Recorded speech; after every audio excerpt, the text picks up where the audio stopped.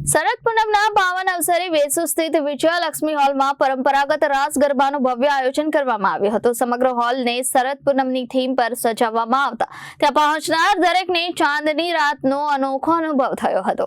વેસુમાં શરદ પૂનમની રાતે લોકો ઝૂમી ઉઠ્યા હતા। પરંપરાગત રાસ ગરબા શરદ પૂનમની થીમ પર આખો હોલ શણગારવામાં આવ્યો હતો। ઢોલ અને શહનાઈ સાથે મંજીરાની ધૂને પરંપરાગત માહોલને જીવંત કરાયો હતો। આ રાસ ગરબાનું આયોજન ઓન ટ્રેક એજ્યુકેશન દ્વારા કરવામાં આવ્યું હતું। સાંજે આરંભથી જ ઢોલ અને શહનાઈની મધુર ધૂનોએ વાતાવરણને રાસમય બનાવી દીધું હતું। 2 થી 2.5 જેટલા લોકોએ પરંપરાગત વસ્ત્રમાં સજ્જ થઈને જૂના લોકપ્રિય ગરબા ગીતો પર તાલ મિલાવી રાસની રમઝટ બોલાવી હતી।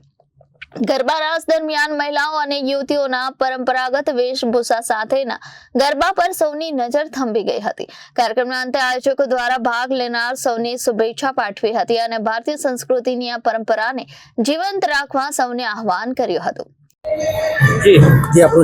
Hello, good evening everybody.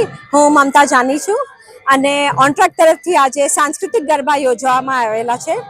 The main purpose ધ્યેય એ છે કે બધા યુથને આપણી સંસ્કાર અને સંસ્કૃતિ તરફ લઈ જવાનું। સો આ ગરબા જેવી રીતે આપણા ગામડામાં થાય છે, ઢોલ અને સિર્ફ શહનાઈ અને આખો માહોલ બધા જ સ્ટુડન્ટ્સ માટે ખાસ, અને દે આર રિયલી એન્જોયિંગ। એવું નથી કે એ લોકો એન્જોય નથી કરી રહ્યા, બસ મોટા ઓર્કેસ્ટ્રા ને એ જ ગરબા નથી હોતા। આવો અમારા સાથે માણવો। આ ફર્સ્ટ ટાઈમ તમે આયોજન કર્યું છે? આ ગરબા અમે પહેલી વાર જ આયોજન કર્યા છે અને એટલો સરસ રિસ્પોન્સ મળ્યો છે કે આઈ થિંક હવે તો આ બંધ જ નથી થવાનું। એવરી યર શરદ પૂનમના ગરબા તો ઓન ટ્રેક થી જ થશે હવે। કેટલા લોકોએ ભાગ લીધો? More than 1000 students over here, 1000 students અને પેરેન્ટ્સ।